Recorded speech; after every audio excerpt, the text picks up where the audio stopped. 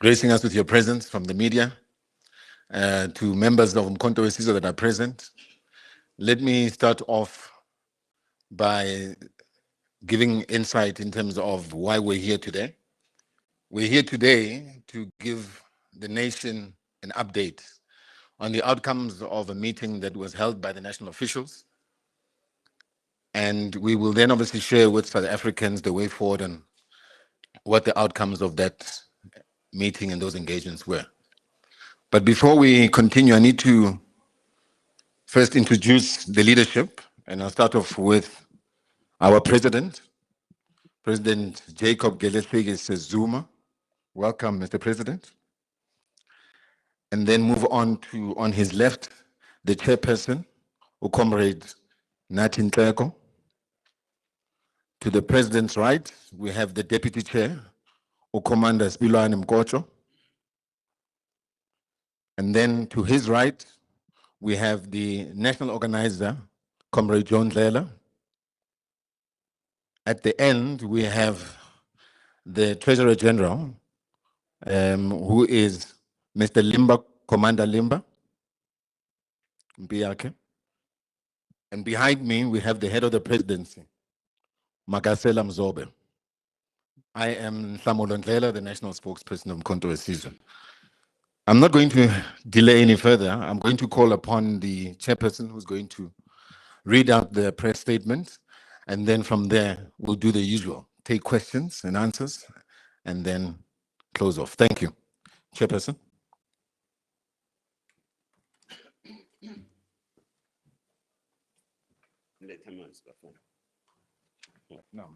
Okay, thanks.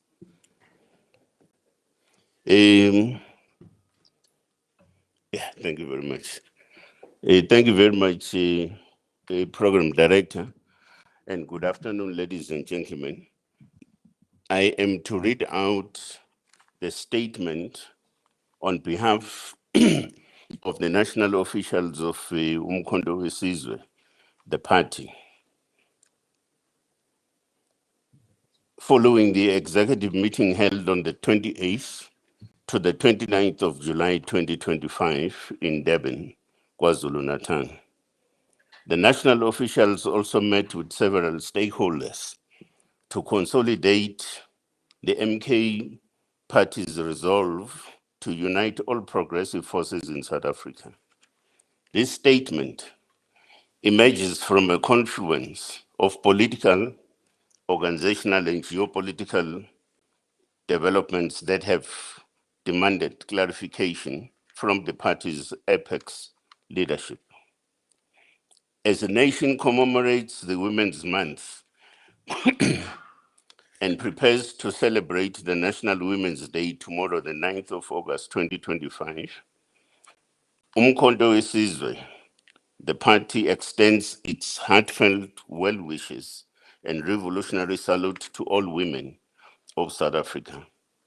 This month serves not only as a reminder of the courageous struggles of women who marched against apartheid injustice in 1956, but as a call to action to the continued fight against patriarchy, inequality, and socio-economic marginalization.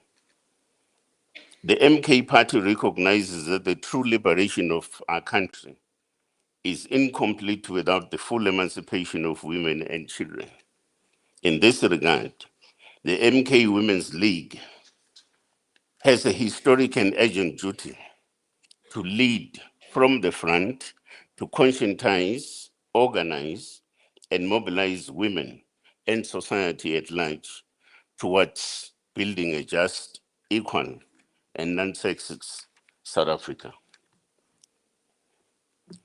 Through grassroots activism, policy advocacy, and bold political engagement, the MK Women's League must serve as a vanguard for structural transformation, ensuring that the voices of women are not just heard, but are central in shaping the destiny of our nation.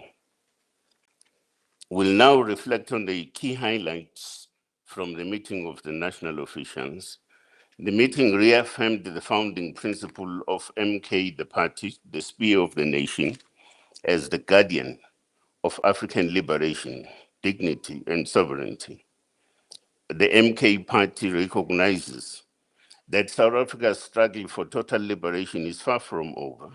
The chains of colonialism have merely changed form. The land remains stolen, wealth extracted, the masses of our people impoverished. Our party considers itself not merely as a political party, but also as a spiritual and revolutionary vessel mandated by history and the ancestors to complete the total liberation of our people. The meeting further reaffirmed the following connotations that embodies and define ourselves as a party. On the African connotation, the name Umkhonto wesizwe, the spear of the nation, reflects the historical, cultural, and spiritual legacy of African resistance. The spear symbolizes resistance, protection, justice, and an ancestral authority. It represents the historical legacy of African warriors who defended their land, dignity, and sovereignty against colonial invasion. The spear also embodies justice and order, traditionally carried by leaders as a sign of their duty to uphold truth and protect the community. On the spiritual front, Umkhonto wesizwe is a divinely sanctioned movement. It channels the mandate of our ancestors and the unseen to liberate the Africans and Black people in general from spiritual death and moral decay. Its spiritual programs are designed to cleanse, unify, and reawaken African consciousness and cultural values. From a revolutionary perspective, Umkhonto wesizwe is a people's army turned political movement. It is a direct continuation of unfinished liberation. It stands for radical transformation, economic justice, land restitution, and dismantling colonial capitalist structures. To the colonizers, to the colonizer and his proxies, Umkhonto wesizwe is a threat to their imperial ambitions and imagined permanency. But yet the party is equally a unifier for all progressive social and political forces in South Africa, not because of lawlessness, but because of the party's capacity to unseat white monopoly capital and neoliberalism in this country and beyond. The meeting also resolved on the program of action, one, to mobilize all its structures and fraternal partners to prepare for a decisive victory, electoral victory, in the 2026 local government elections. Two, strengthen revolutionary consciousness within its ranks through dedicated political education sessions across the party value chain. Thirdly, improve accountability across the party by enforcing sound reporting and performance systems. Fourthly, stabilize and grow our resource base through mobilization of resources within and beyond the party machinery.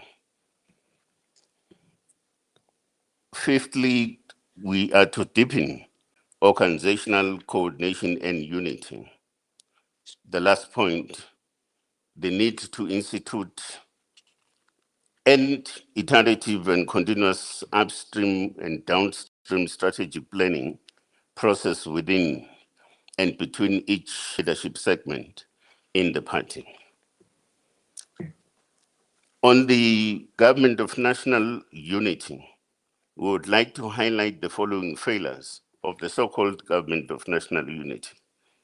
The first point is on the economic malaise and unemployment, a gateway to social death. South Africa's economy remains trapped in a spiral of stagnation, marked by alarmingly high levels of unemployment and stunted growth. In the first quarter of 2025, the official unemployment rate soared to a devastating 32.9%, while youth unemployment, our future, remains entrenched at an unconscionable 46.1%. These are not mere statistics. They are the lived reality of millions who wake up each day to hunger, disillusionment, and despair. Despite grand promises, the Government of National Unity has failed to offer a coherent or effective jobs plan. The economy limps along with a meager GDP growth of just 0.6% in 2024 and a decade-long average of only 0.7% per annum. This is a death sentence for any meaningful economic transformation. Instead of ushering in industrialization, localization, or a jobs revolution, the GNU has normalized economic stagnation and deepened the wounds of structural unemployment, making poverty a permanent feature of South African life. On the cost of living, a hidden taxation by another name, as the cost of living skyrockets, the GNU continues to show its contempt for the poor. Their initial proposal to raise VAT to 17% was a brazen act of class warfare, one that would have placed unbearable strain on the working class and impoverished households already battling under inflation and food insecurity. Only after intense and widespread public backlash did the government backtrack, but not before revealing its true intentions. The temporary retraction of the VAT increase left a 75 billion rands gaping hole in the fiscus, which now threatens essential public services. The GNU's failure to plan or cushion this blow is emblematic of a government more focused on appeasing markets than protecting people. In reality, this retreat does not signal a policy reversal, but rather a delay in applying more regressive fiscal measures. Taxation through stealth paid for by the poorest among us. On corruption, sabotage, and infrastructure decay, under the GNU, the cancer of corruption continues unabated. Far from eradicating state capture, the GNU merely recycles its actors and scripts. Cadre deployment remains the modus operandi, with local municipalities now functioning more like criminal syndicates than centers of service delivery. Basic infrastructure across the country is collapsing. Electricity blackouts remain a brutal reality, disrupting hospitals, schools, and the economy at large.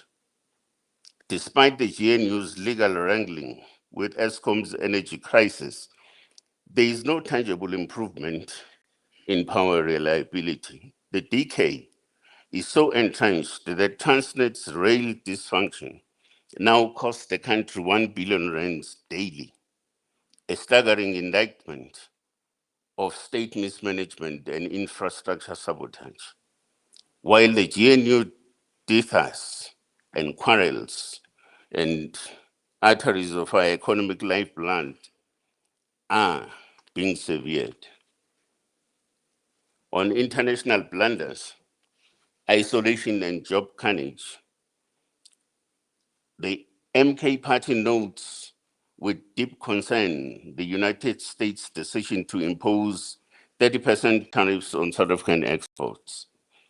This measure appears to be a punitive response to South Africa's principled positions on international justice, particularly our unwavering support for the Palestinian cause and our constitutional commitment to economic transformation. We view this action as an unjustified attempt to exert pressure on our sovereign democratic choices. This development must serve as a turning point rather than yielding to external coercion or pursuing failed austerity measures. South Africa should respond by accelerating industrialization, strengthening economic ties within the African continent, and deepening partnerships with the BRICS nations. Our long-term prosperity lies in building an inclusive, resilient economy, one that prioritizes the needs of our people over the preferences of global powers. On poverty, inequality, and education in free fall, the GNU has spectacularly failed to tackle the scourges of poverty and inequality. Arguably, the most damning indictment of its tenure.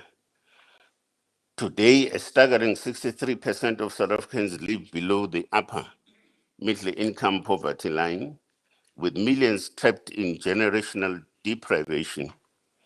Income inequality remains among the highest in the world, exacerbated by elite capture and the systemic dismantling of redistributive policies. The education system, which should be the cornerstone of transformation, is collapsing under the weight of underfunding and neglect. Despite looming demographic pressure, 1.2 million additional learners projected by 2030, the GNU's education budgets are shrinking in real terms. Quality education is fast becoming a preserve of the wealthy, leaving the majority condemned to a cycle of mediocrity and marginalization. A nation that abandons its children has no future, and the GNU is doing just that. On the political paralysis and self-serving coalition infighting, the so-called government of national unity has proven to be nothing more than a chaotic amalgamation of self-serving elites. It exhibits neither unity nor vision. Instead, the cabinet the cabinet is paralyzed by factionalism and infighting, most notably over the VAT debate, which caused the unprecedented postponement of the national budget announcement. This level of dysfunction is not just an embarrassment, it is a crisis of governance. The MK party has consistently warned that this makeshift coalition, stitched together without principle or purpose, was doomed from the outside. We are now witnessing the fruits of that unholy alliance, deadlock, division, and a government that governs in name only. The GNU is not a solution. It is a symptom of systematic political decay, incapable of delivering on even the most basic promises of democracy and dignity. The government of national unity has taken our people's suffering, packaged it in rhetoric, and sold it as progress. But this is not leadership. It is betrayal. We reject vanity-driven diplomacy, fiscal cruelty, systemic corruption, and infrastructure delay. The MK party exists to break these chains of despair, to restore dignity, and to build a South Africa that serves the many, not a patchwork coalition that enriches the few. The national officials, as the leadership of MK, met the leadership of the African Transformation Movement to consolidate our partnership towards the 2026 local government elections. Our parties have formed a joint task team to craft a comprehensive partnership model for approval by our respective highest decision-making structures. Our shared principles include: one, the two parties agree that South Africa needs a new governance system that will focus on completing the liberation project based on principle of affirming African value systems and solidarity. Two, the primary aim of the partnership and other future extension of the membership of the partnership will be to attain a 2/3 majority to take over government and complete the revolution. Three, the primary motto of this partnership is Vota Sonke, we vote together, based on an understanding that things are not about individual parties, but about attaining a reasonable threshold necessary to effect total liberation of our people. Fourth point, the partnership will seek to fully restore the role of traditional leadership and inclusion of kingdoms in governance systems, elevate customary law, which is foundationally restorative against the Roman Dutch law, which is punitive in nature, and further elevate religious leaders that should also be involved in politics. We also had a meeting with the Congress of Traditional Leaders of South Africa, which was convened at a request by the traditional leaders belonging to Contralesa to meet with President Zuma to receive counsel and draw on his wisdom regarding critical challenges currently confronting the nation. Contralesa's delegation was led by its Deputy President Kgoshi Nyamalala Pilane and Secretary General His Royal Highness Zolani Mkiva.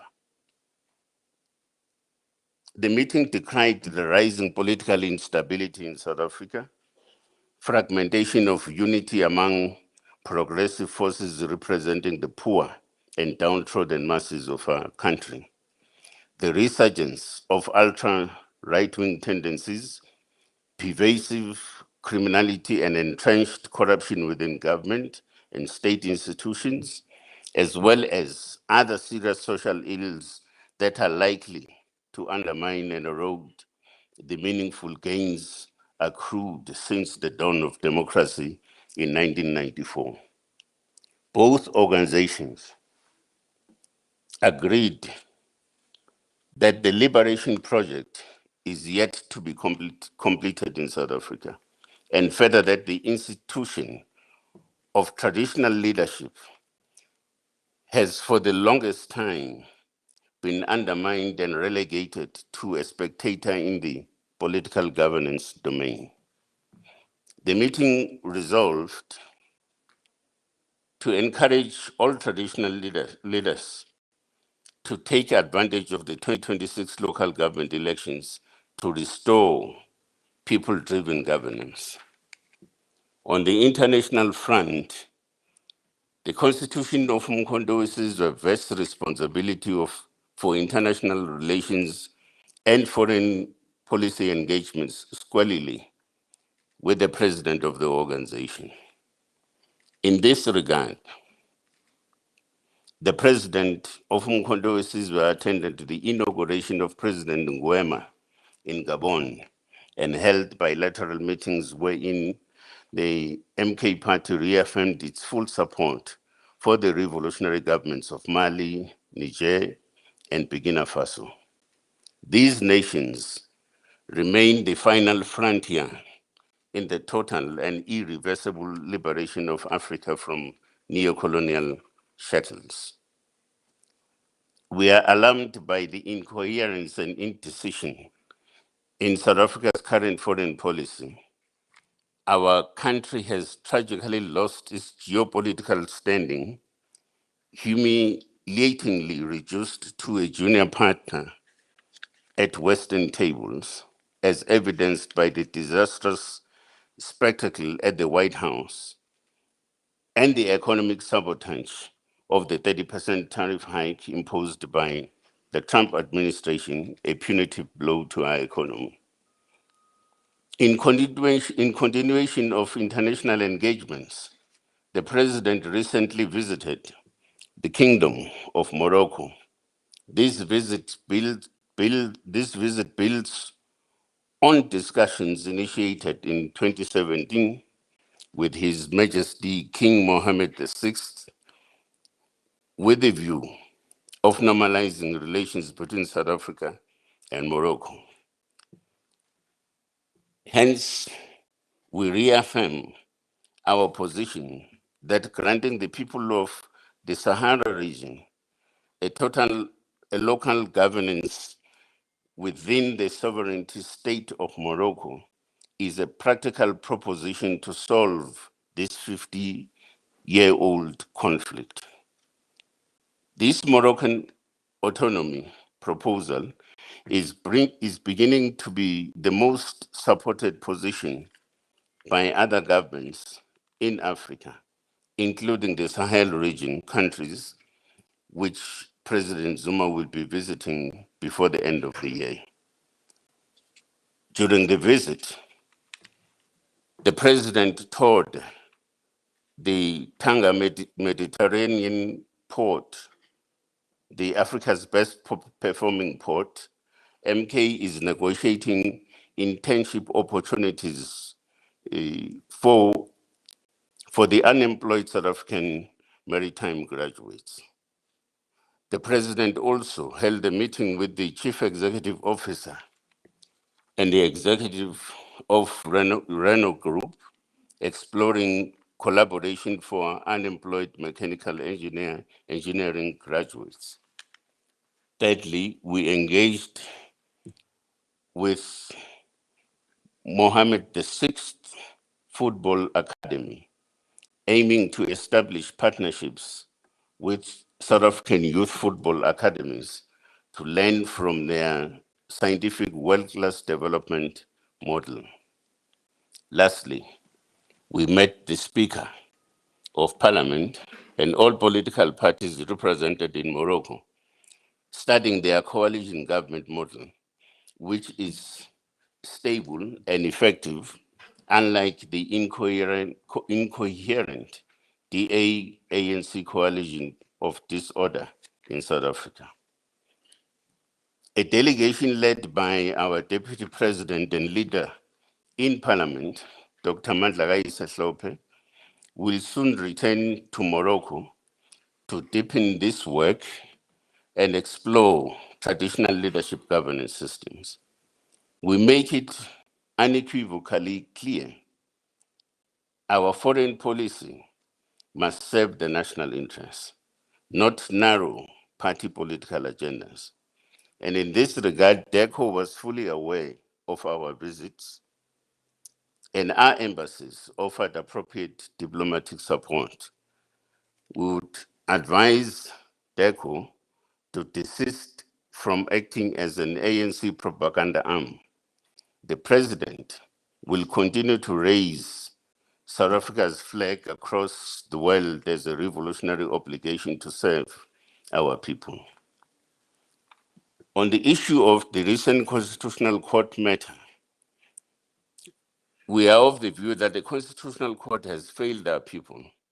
It has chosen technical evasion over confronting the deep constitutional crisis facing our country. By deferring the matter to the High Court, it delays justice and accountability. This abdication leaves the executive unchecked and the people unprotected. The efforts of and by General Umkhonto and other brave whistleblowers have been ignored. Nevertheless, we remain undeterred. We have issued a formal letter to Mr. Cyril Ramaphosa demanding answers on why taxpayers fund two police ministers and an illegal commission of inquiry. He is required to respond to 15 critical questions by Friday, the 8th of August 2025, or face further legal and public action. We are also writing to the Chief Justice requesting an urgent release of reasons for the court's decision. We shall pursue all peaceful means to enforce accountability and uphold constitutional order. We now take this opportunity to clarify our position regarding the former Secretary General. The leadership of Umkhonto wesizwe has noted several statements and utterances by the former Secretary General, who was removed from the position recently. The leadership of Umkhonto wesizwe had considered these utterances and actions and arrived at a conclusion that the former Secretary General had not only publicly defined himself or themselves outside the ranks and ideological line of the MK party, but also seriously violated the trust placed on them as a member of the party. In this regard, a decision has been taken to summarily terminate the membership of the former Secretary General, and a formal letter of expulsion was transmitted to him on the 15th of July 2025. Umkhonto wesizwe will not entertain any further exchanges on this particular matter. Lastly, on the MK party's path to power, the Umkhonto wesizwe as a party is a vessel of the final phase of our liberation struggle. We are marching towards power, not just to govern, but to liberate. We are building brick by brick, word by word, village by village, institution by institution. South Africans have increasingly affirmed our stance on the GNU, a Trojan horse of recolonization disguised as unity, funded by white monopoly capital and implemented by a coalition of regressive forces. We say no more. MK stands as the last hope of the African child, the worker, the youth, the traditional healer, the church, and the forgotten majority. Our eyes are fixed on the 2026 and our hearts are on the people.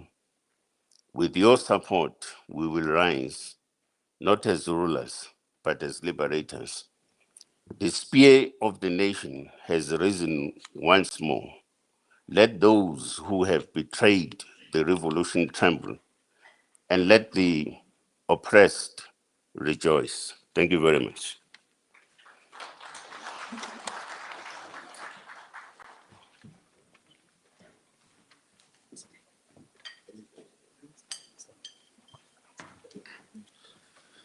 Thank you, Chair, for a comprehensive media statement.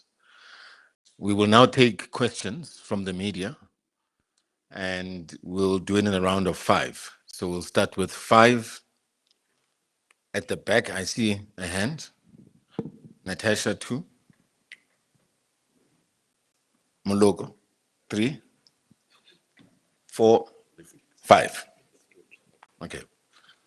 We have a roaming mic. Thanks. If you could just please state your name and the channel or publication that you represent. Thanks.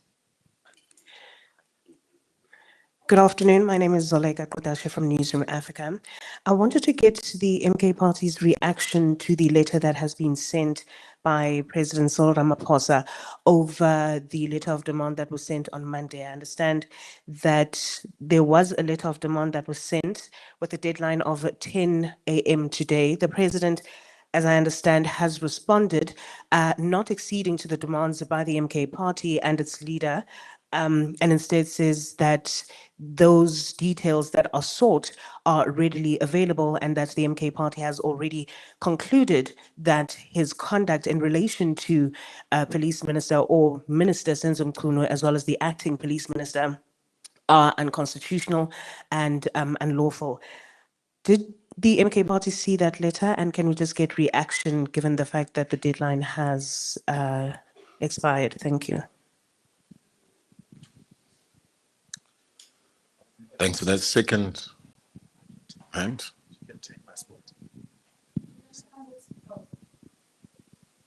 It's Natasha. Hi, thank you. Hi, it's Natasha Puri here from SABC News. I just have a couple of questions. In regards to the former Deputy Secretary General, I believe you all know, just moments before this briefing, there's a letter that was circulating that she has resigned as the Deputy Secretary General of the MK Party. Just your reaction on that, and do you perhaps fear that more members might actually jump ship, perhaps from the MK to Maibuye? You mentioned Floyd Shivambu, you've terminated his membership. But I'm just interested in knowing, former President Jacob Zuma, have you perhaps engaged him? Has he sought your audience at all? And then you mentioned in your statement the meeting with Contralesa, but there's a grouping also of traditional leaders that have said that they are cutting ties with the MK Party because they feel as if they are being used as political pawns. Has the MK Party actually reached out to them and spoken to them?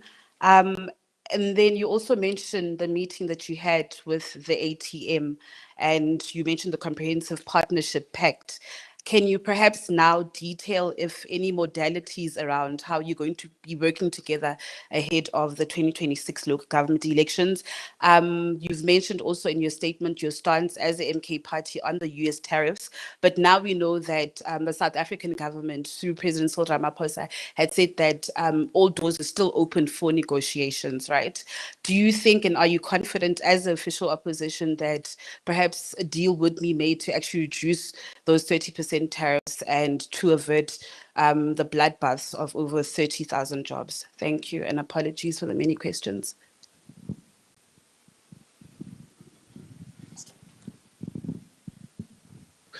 Thank you very much. My name is Muluku Mloto from ENCA. I have several questions, but I will try to be quick. To the former President Jacob Zuma, I just want to understand, considering the fact that at the time when you were at the helm of the African National Congress, the position has always been that the people of Western Sahara must be granted their independence. I want to understand at what point did this change for you? The second question is, there has been, I just want to understand, are you by any chance as the party receiving any money or funding from Morocco? In terms of the leadership turnout, if you were a company, you would be considered to be in crisis. I mean, I personally have lost count of the number of secretary generals, organizers, and staff. Do you have you been reflecting on what could be internal issues perhaps that may need to be attended to, perhaps in order to arrest this particular trend? Lastly, you are speaking about, and correctly so, about the deepening poverty, the decay in the state-owned institutions, and the systemic corruption. A lot of people will agree with you there. But some of you have been at the pinnacle of government before. These issues, are you saying that in your previous responsibilities or roles, you are taking no accountability whatsoever? Is it your argument that you want us to believe that these issues you are correctly raising started after former President Zuma left office? I'm covered, thank you.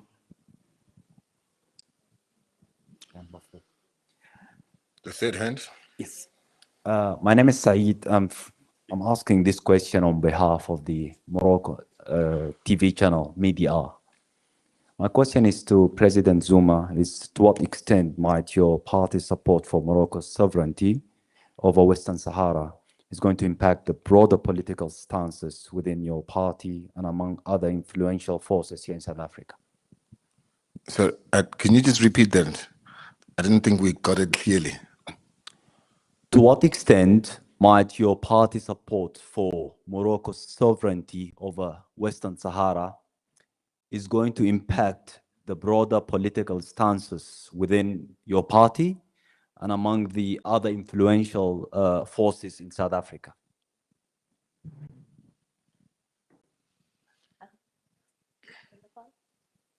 There's one more. Over there.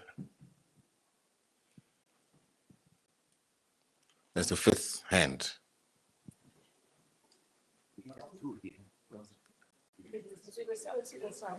Are you covered? Okay. Thank you. Sure.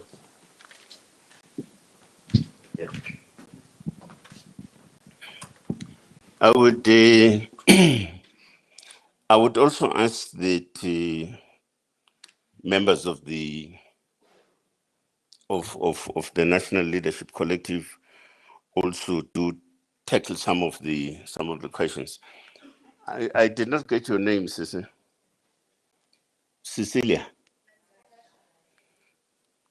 All right, Natasha.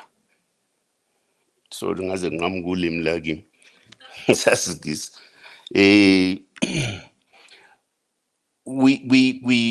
You asked the question about, it's just that I couldn't link it up very well, but you asked the question about the DSG departing. Is true. We have also seen that. We must also take into account that people individually, and otherwise they do make choices, their own sort of choices at any given point. So we're okay with that. Towards the end of this session, we will also announce the whole question of how we're dealing with the issue of leadership and leadership reinforcement, so that you'll be better clarified. For an example, so what are we doing with these particular gaps as we have them within the leadership collective and so on. The question of the ATM, I think you also asked the question about the African Transformation Movement, the modalities and everything else. The starting point is that we have this joint working arrangement in the first instance, because they will also go much more into detail about operational issues and technical sort of details informing modalities, for instance, that the two parties would have to adopt in approaching local government elections and any other matter of national interest. As we had indicated, that they will report regularly to the leadership collective of both parties, the African Transformation Movement as well as Umkhonto wesizwe. Let me also just deal with the area of Umkhonto. Okay. And you seem to think that the question of changes at leadership level represent what crisis? If we were a company, yeah, we're very fortunate that we're not, but also even companies, the responsible one, would not view it that way. It would view it as part of the learning process. We just existed for how many months now? 18 months or something, whatever, I don't know. Now, in that process, there's a lot of learning that we have got to take into account as part of our developmental process, for an example. Now, we hope that with the changes that are going to be made, because maybe free of charge, I can volunteer this thing and just tell you, for instance, one of the major weaknesses has been that you attract people to come and perform a duty of public administration, right? Of course, you need public administrators with social consciousness. That's what should inform the question of having a Secretary General into position. Now,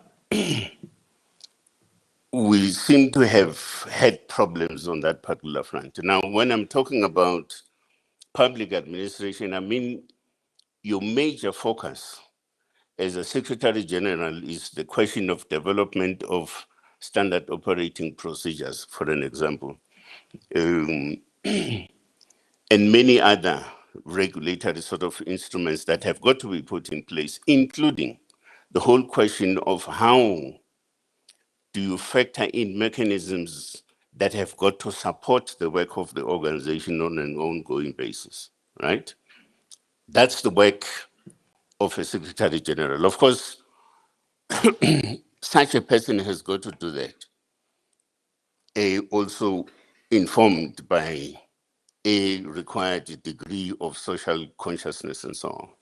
So I disagree with you when I'm not good to see that as a as a point of instability.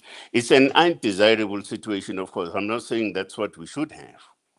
But if you are in a circumstance where as an organization, something does not work for you, no, you must correct that, right? Now, in fact, because you spoke about companies, in the corporate sector, it is an accepted thing that you'll have a strategy developed, but at the level of implementation, something else comes up.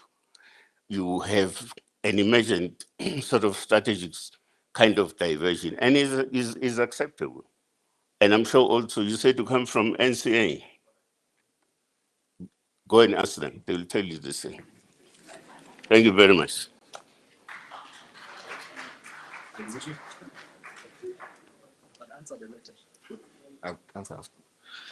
I'm going to call on the head of the presidency to respond on the questions regarding Morocco. The man himself.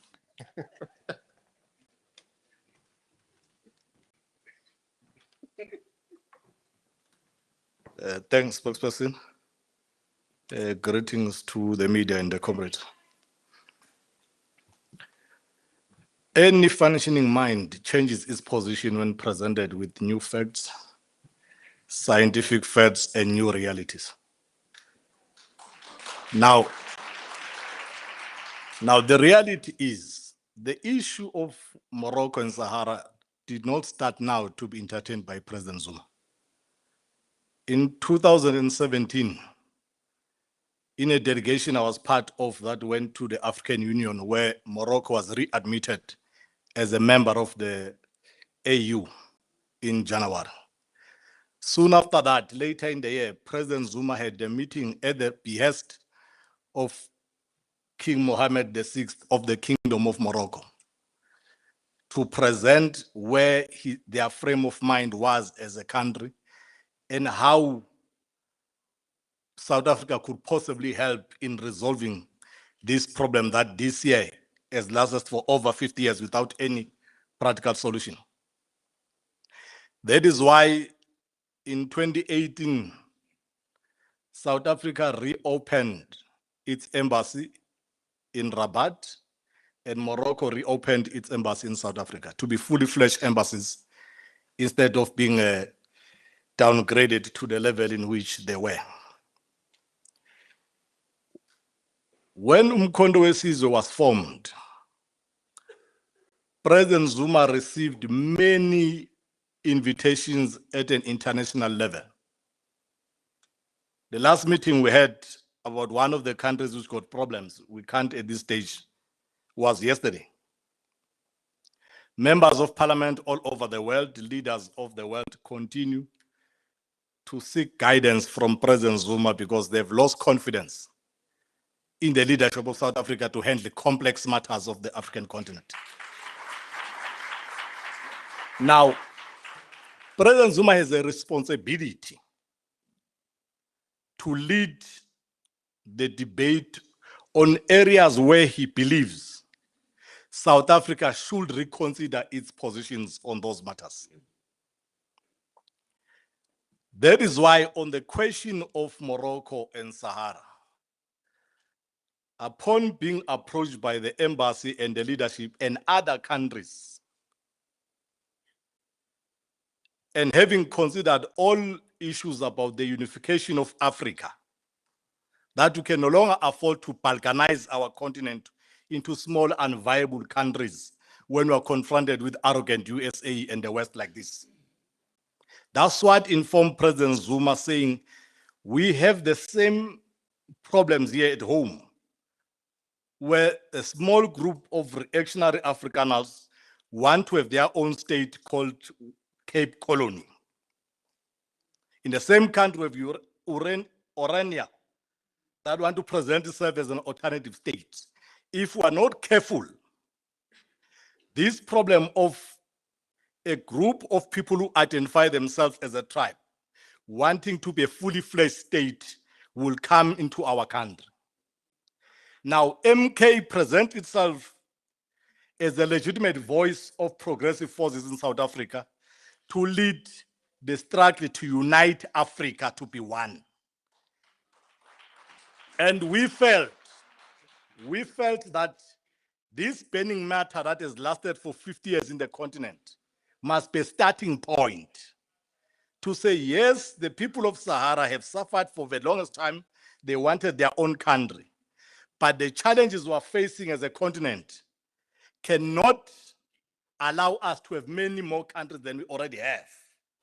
Let the comrade be given autonomy to self-govern like we have in our own country provinces. You can pass the laws relevant to your conditions, municipalities, but maintain the sovereign integrity of Morocco as a country. Now, this one of money, when you can't explain things scientifically, why people have changed their minds, and you don't have better arguments to tell them why they must not change their mind, you must start throwing those stupid insults that we are getting money that we have not received. I've been fortunate to be part of the engagement from the beginning. There is no money promised, no money given, no money requested. We have tabled here the outcomes of the many progressive engagement that President Zuma had with the leadership there to open channels for South Africa to trade with a very strategic country geographically in the continent. Now, it's not true that we have sold out the revolution. It's not possible. The country's foreign policy is directionless. And President Zuma and MK have taken a responsibility to lead in that regard. And when we lead, we expect those who can lead to attack President Zuma, attack MK, but the kind of messages we're getting in the continent tells us that we're on the right path. Specifically on this one of Sahara, those who take time to research the latest development, the position presented by MK is beginning to be supported by more than half of African states currently. Not historically, currently. Now, we'll continue to lead. By the time the comrades join us, we'll all be celebrating one and united Africa led by President Zuma. Thank you.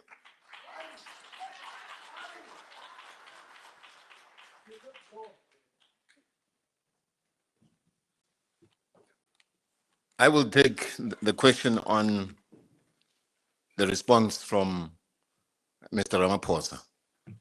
Mr. Ramaphosa responded on time. And I think that's important. It demonstrates that he takes President Zuma seriously and Umkhonto wesizwe very seriously. He responded on time. But sadly, his response, he is running away again from answering the questions. Basic questions that we've raised with him.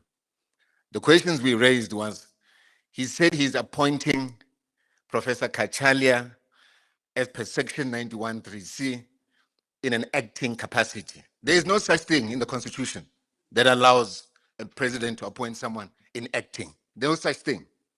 It was a simple question that was asked. We then asked him, at the point at which he then appointed Professor Kachalia, he refers to him as a minister designate. Which one is it? Acting minister, minister designate, or minister? It's confusing. So those are some of the questions that we asked him. But again, we can't expect more from a person who himself is a constitutional delinquent. Because all that he's ever demonstrated to date is constitutional delinquency and nothing else. The way forward, I know, is some of the questions that have been asked. We will obviously take it in consultation with our lawyers and make a determination with the leadership as to what the next steps are. But I think what's important is that it must be stated, Ramaphosa responded on time to our letter. Thanks.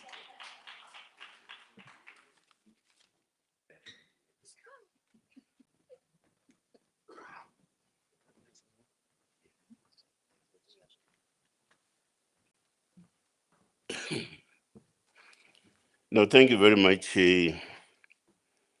Program Director, ladies and gentlemen. I need to deal with the one last part of the. Unless they still want to ask some questions. We're still going to respond to No, because I needed to deal with the last part regarding the.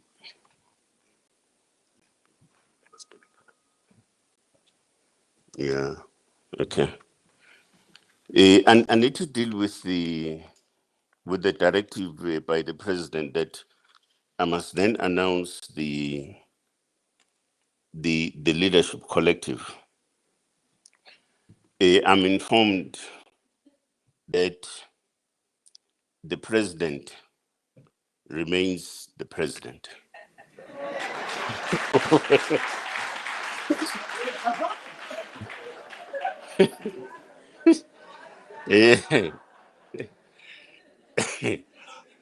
I don't know what the clapping is all about, but I was I'm starting my announcements, okay? And that the deputy president, Dr. Hlophe, remains the deputy president, all right? And that we have had some gaps in the leadership collective. The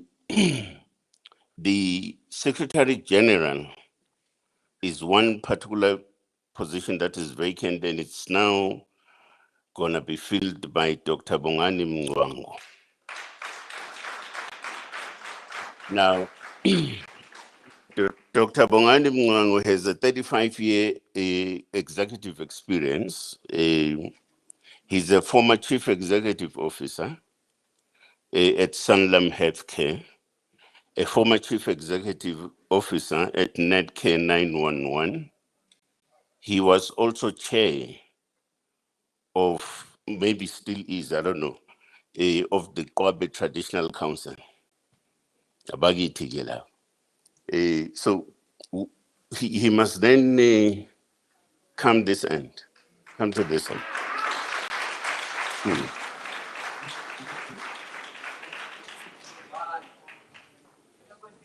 Hello, sir. Sir, we'll move. Thank you, Chair. Sure. Thank you. Yeah. No, thank you very much. For the, okay. That's my name is in Towas of Yeah. Now, for the Deputy Secretary General, he has quite a huge experience in both the public sector and the political management space. Comrade Nomsa Dlamini.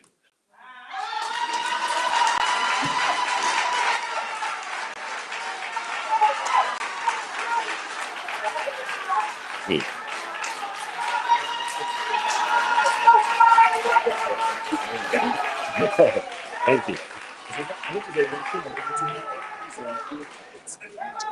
Okay. Yeah. Now,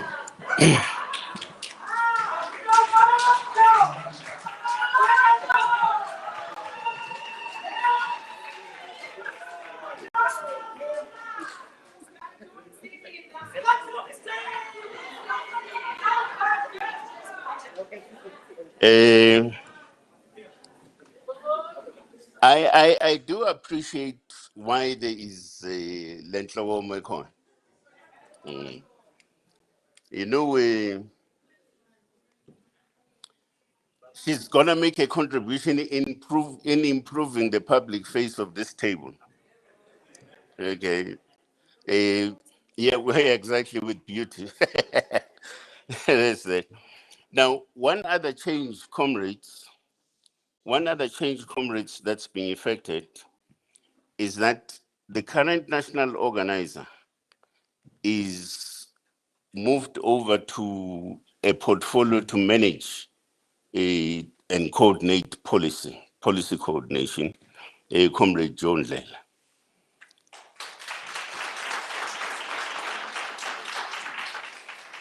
Now, and therefore that leaves the area of national organizing vacant. We then have a comrade who has an experience in local government and the public sector, and we think that that experience is gonna augur quite well for us as an organization in approaching the 2026 local government elections. Comrade Alec Nkuna.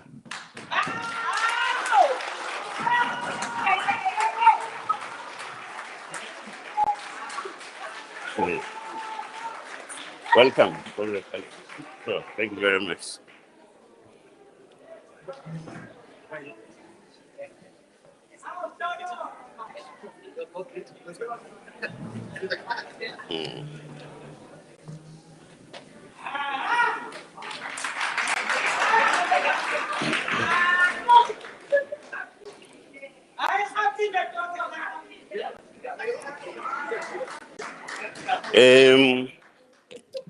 Comrades, oh yeah, by the way, I forgot two other particular positions.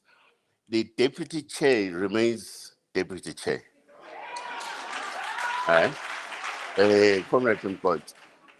And of course, the Treasurer General, Comrade Mpia Kelimba, remains Treasurer General.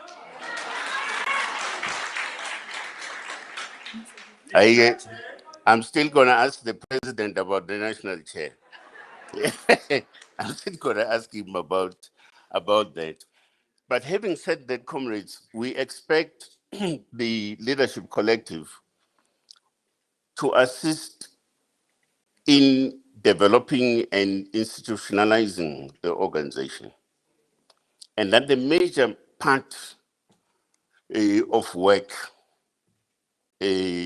is around policy development, which is the area that the Comrade Lela is going to take charge of.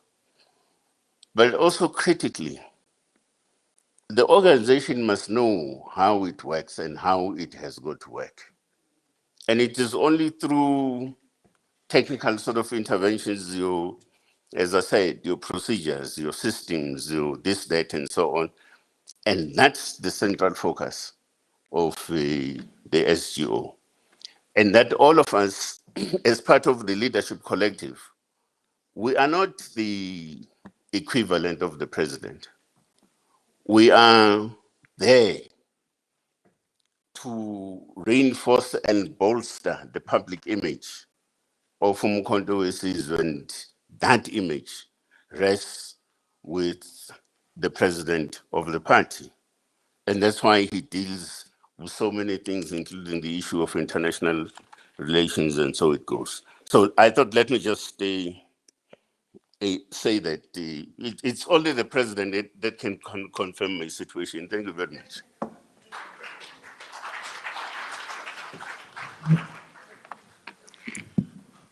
Amandla, congratulations to the new leadership.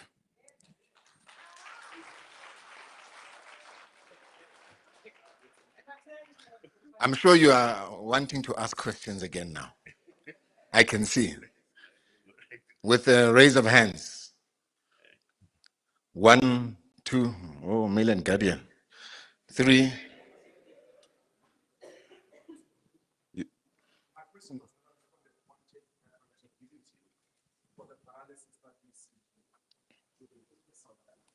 Oh, your question on paralysis. Paralysis analysis is the problem. You're the third. Okay. The first question. Is there someone at the back? The fourth one. Thank you. I'm Khawelo Magolego from UFM. Firstly, your reaction to what is going on with the national dialogue. I think you would have noted that some foundations have pulled out because they are not happy with how it's being conducted, the preparations thereof, to be specific. And also your detailed response to what is happening with that Russian vessel that is stuck in Cape Town. Apparently, the personnel there does not have a passports, therefore they were not allowed to disembark. Just the MK comment on that.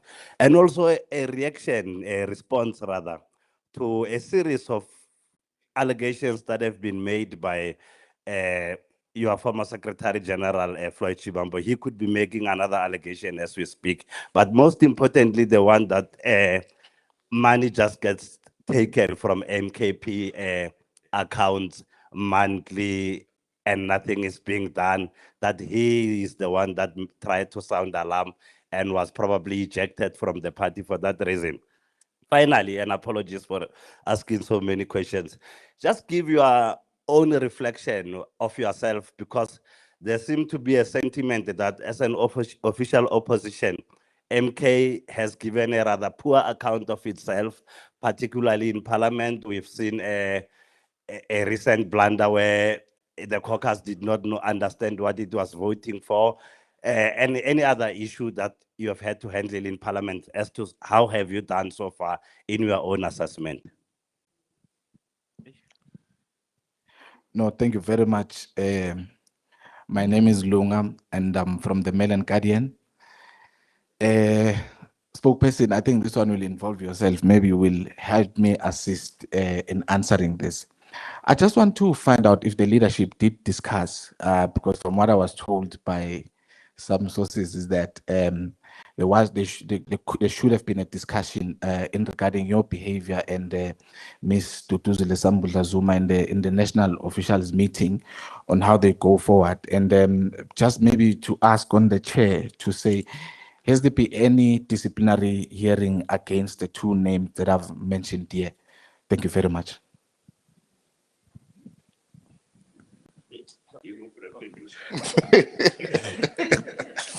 There was another question. Third one. Chair, there's still another question. Another two. Okay, mine, it's only two questions. My name is Diseto from PEM News. The first one is the use of South African flag during Mr. Jacob Zuma's visit in Morocco drew so much attention. Even the Department of International Relations and Cooperation, on behalf of the government of the Republic of South Africa, strongly protested the use of South African national symbols. But it constitutes an abuse of existing protocol and decorum and undermines official bilateral relations between the Republic of South Africa and the Kingdom of Morocco. So my question is that, was it a mistake that the flag was on display, or the president knew, or the former president knew what he was doing by displaying the flag of South Africa? And then the second one, the national convener of Maibuye Africa says he's still a member of the Umkhonto wesizwe party.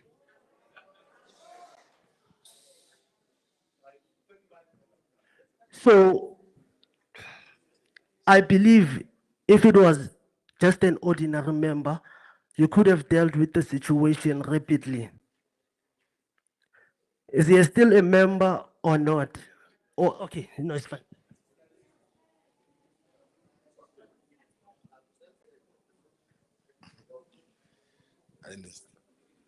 I'm Itumeleng from the Citizen. With all due respect, I would like to know why now? I mean, Floyd Shivambu has been making all sorts of statements and the situation has been tense for some time. Why act now? And on the Morocco issue, it looks like the South African government does not have an issue on MK policy, but the issue is the flag. Will the MKP continue to raise that South African flag, or you think you'll stop? Thank you.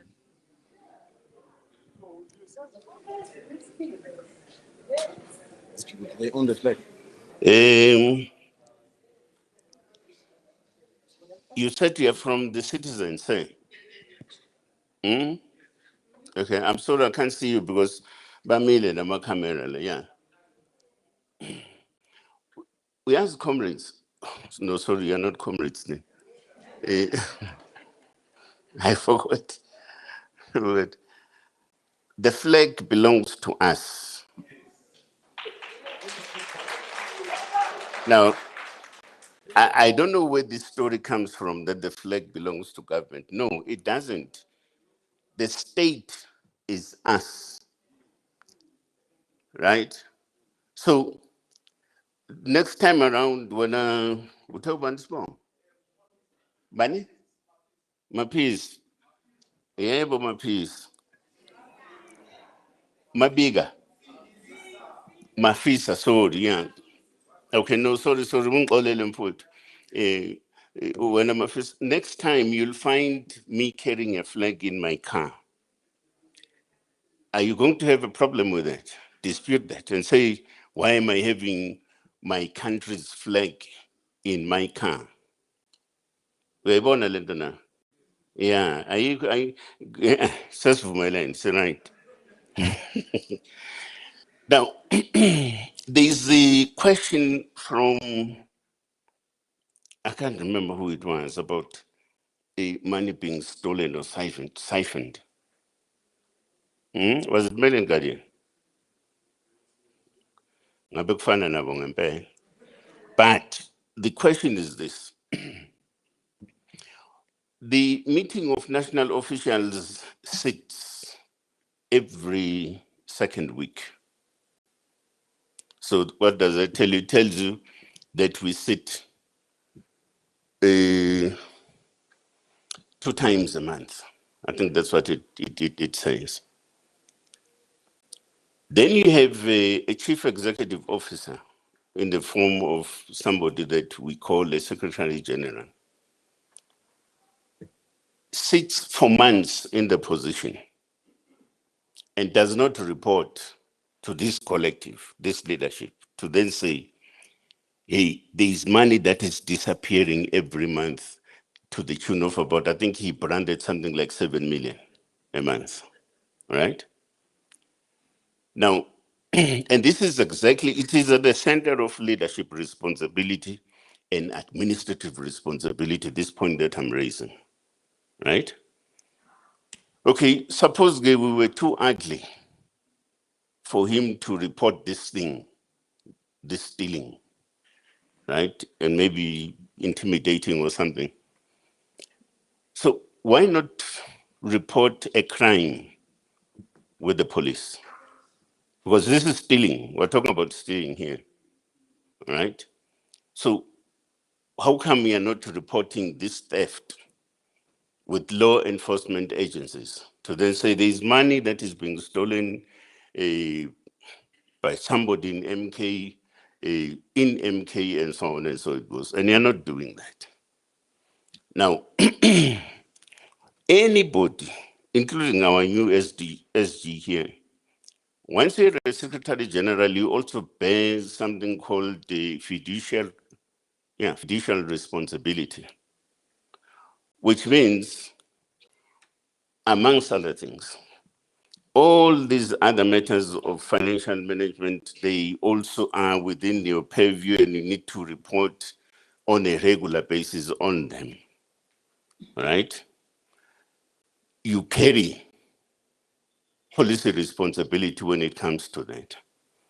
So for me, and I think for us actually, it's quite strange that this thing gets said after some months. It must have been taking place or something, but it's not reported to us, it's not reported and registered with the police. So something is wrong at that particular level, but also the Treasurer General will also shed some light on this because we have just, if I'm not mistaken, we've just gone through an audit. We've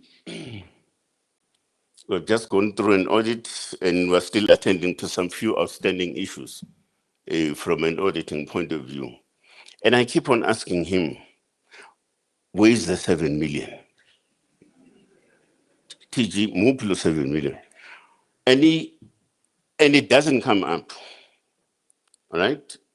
So how come you have this audit outcome, which is conducted quite elaboratively right across the organization, but it doesn't pick up the stealing?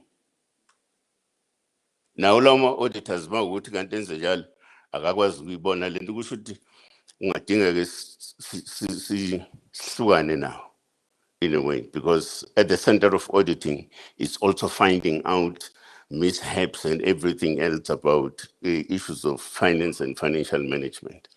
So for me, that's an anomaly, but perhaps I will still be further educated about this thing. Somebody said something about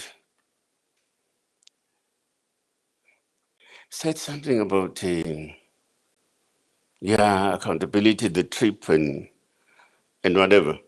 You see, ladies and gentlemen, angikhuluma ngimsukele ngesibum umlodo ngiyakuprovoka manje.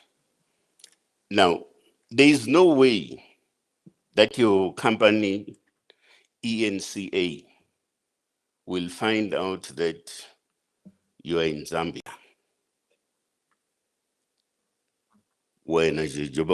without the knowledge of your immediate supervisor, your top executive management structure. There's no way. Now, when you talk of accountability, because sometimes the accountability, as if politics is the manner of doing things and reporting accordingly. So in this instance,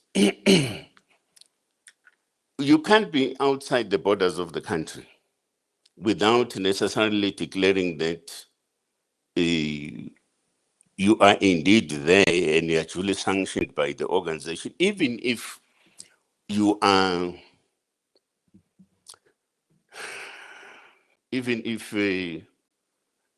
what do you call this thing? I want a jowl or something. We keep healing, even if that is the case, you still have a duty to report to a structure that you belong to, that between this day and that day, I will not be around the country, I'll be outside, right? So, and that's the issue. about accountability. Now, you are saying, for those of us that were in government and for the things that did not work out there at policy level, policy implementation level, and so on, we are not taking accountability. We're not taking accountability about that. We have never said that we are not taking accountability. And part of the reason why we are moving in the manner in which we do is because we've seen things, we've experienced them. So we know what works and what doesn't work, right? So it is just one of those natural cause of action that if you are on a path that you think is working and you discover that, hey, further down the line, this thing is not working, change course. So, so when you can't stand here, when I'm not, and say, because we're viewing the current policy framework in a different way now than the time when we were there, so it means we're not taking accountability. I think you're probably misreading this thing, the way I see it. But nevertheless, and I'm sure we are now convinced that we are not what you think we are. The question of the NDC, perhaps somebody will, TG, I would ask you to come in also on the question of just the financials as things stand, particularly because nakho phela kuthiwa seba le mali. Now, if somebody tells me that the national disciplinary process had taken place, and that report is forthcoming to this particular collective of the leadership. So, as and when we are ready to make an announcement with regards to that, we'll certainly do that. But at this stage, the process is underway and there is a report that is forthcoming towards the national leadership. Comrade TG, please do come across.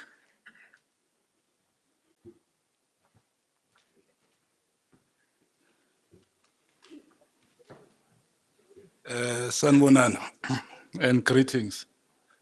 I think the former SG wanted to say he left us with a debt of 28 million. That's the mistake he made.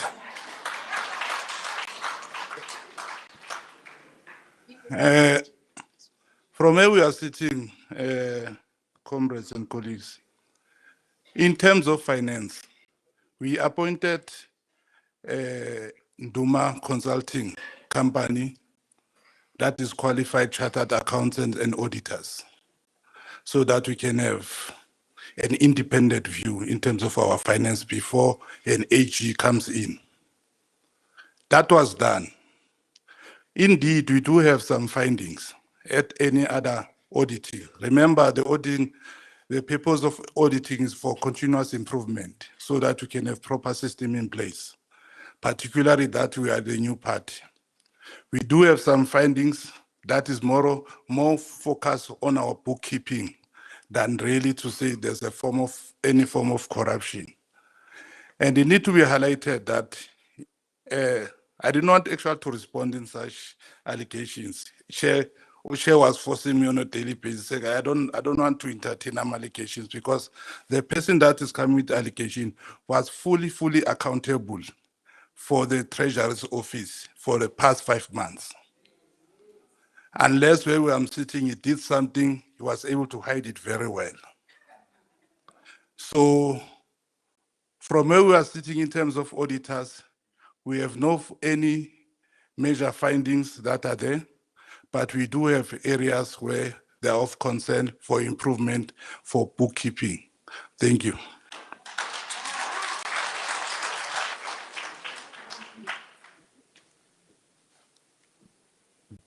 I think that about closes it, unless if there's anything else, because we respond to everything. We're always ready.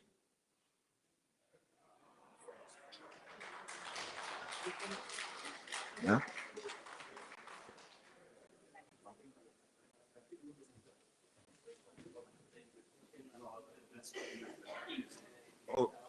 The head of presidency was reminding me on the issue of the flag. I think I'd want him to respond, because this misconception about the flag and how it was. I mean, from the last time I checked, President Zuma didn't carry a flag in his bag when he flew to Morocco. Yeah, thanks, spokesperson. I think we'll have to close on this thing of a flag at one stage. DERCO only responded yesterday after the National Executive Committee meeting of Kwagogo. We've been back from Morocco for almost 2 weeks. The only person who was making noise is the Secretary General of the 40-person party.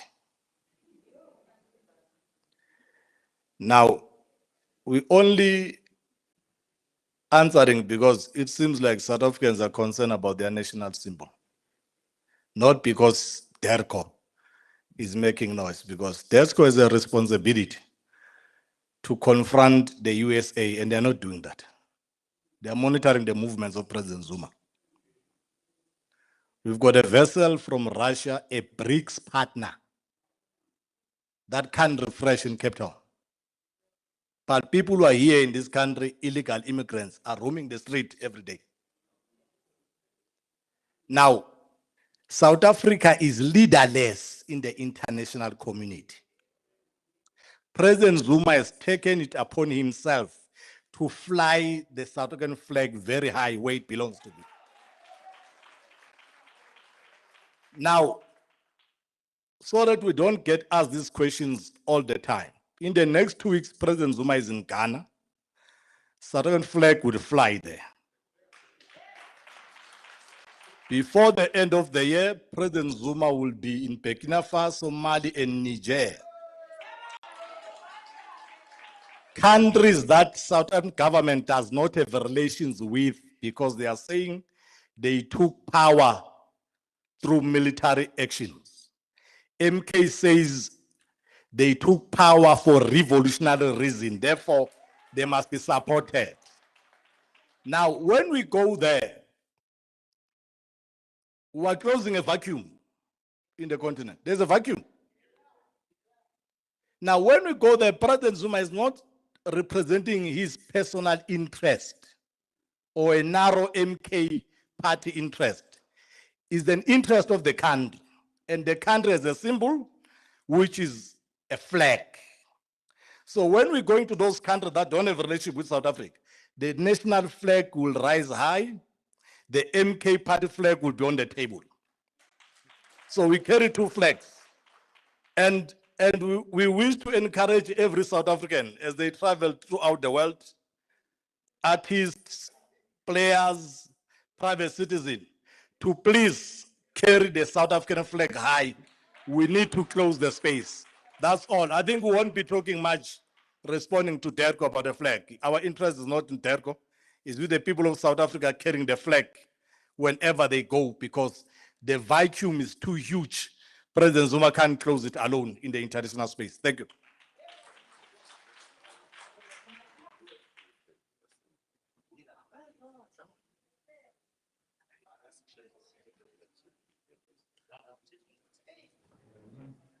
I'm going to call upon President Zuma to say a couple of words. If you will stand as members, please.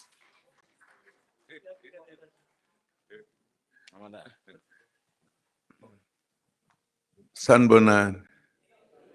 Thank you. Kuthiwa nginibingelele nje kuphela.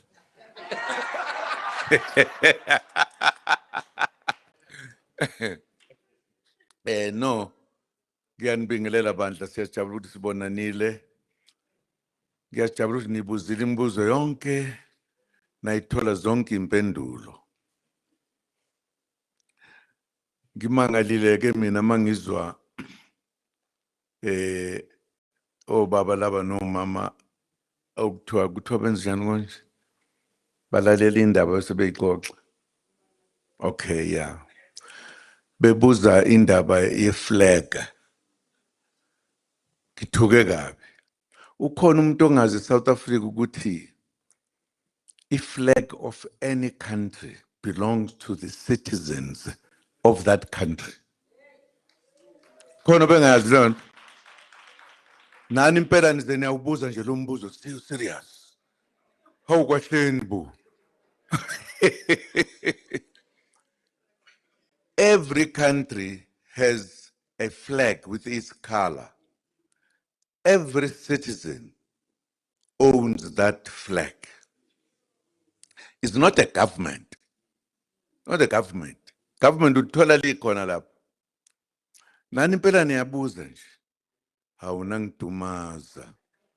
Hawu bakwethu. In any way, thank you very much for coming. We thought in our meeting, kufanele sibe nalesikhathi nje ke sithi ukuxoxa. Nanibuze nathi siphendule njalo njalo. Kumnandi ke ukuba nani.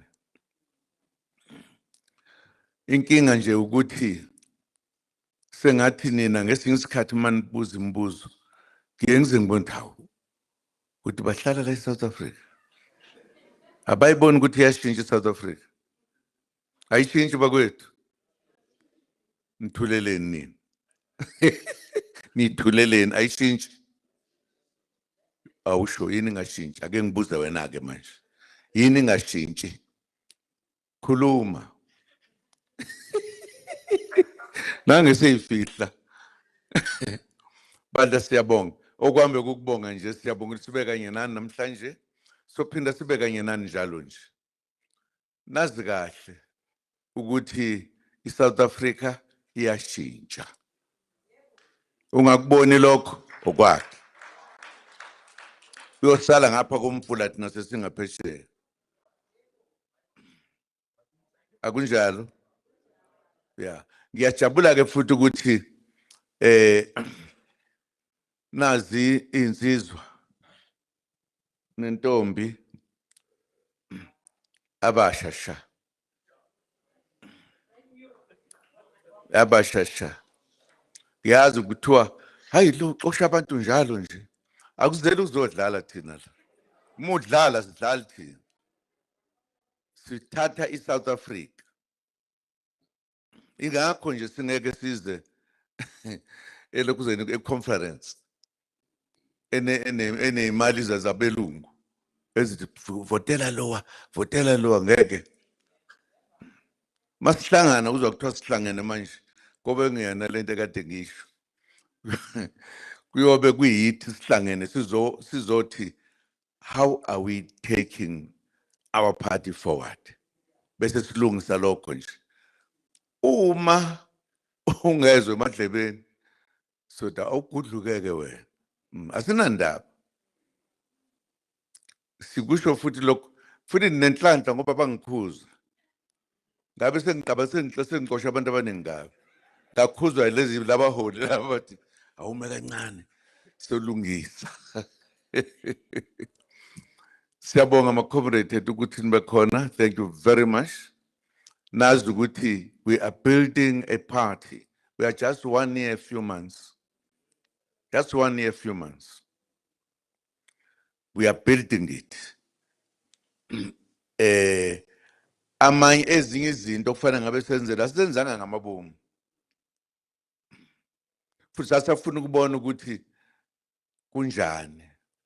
Nazi nje ukuthi yithi laba singeke siyaba abanye abantu. Sohlala sinje. Siyajabula. Ninake bafowethu nodadewethu. Nisho nje ngelinye ilanga ukuthi hawu. Siyajabula ukuthi umkhonto wesizwe wafika bakwethu. Engathi wena wesizwe. Wena sis. Ungabe nesibongo? Mkhobo. Wake washelwa ngelinye ilanga. Huh? Thank you very much, Bagwet. Siyabonga.